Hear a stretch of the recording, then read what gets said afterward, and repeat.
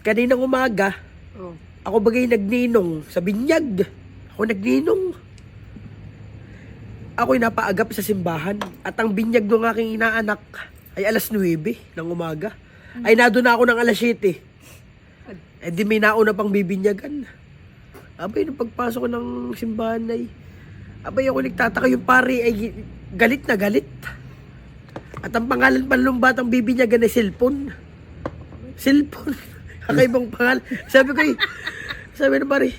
ng pare doon sa unang bibinyagan na sa mga magulang, bakit Mrs. at Mr. ito'y naging pangalan ng inyong anak ay cellphone?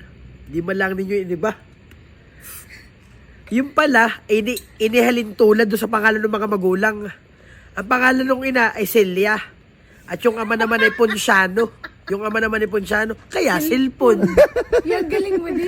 Ay, doon ang walas 9 na. Diyan yung aking inaanak. Ay, salamat naman. 2 oras ako nag-aantay, narito na. Ako nino nga ay.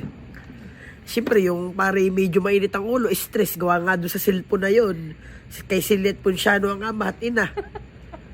Ay, tika. Ay, tinanong mo na yung kasunod na bibinyagan. Yung aking inaanak, tinanong mo na yung mga magulang. Para in advance na. Ikaw po, Mrs. Ano pangalan mo? Charis po.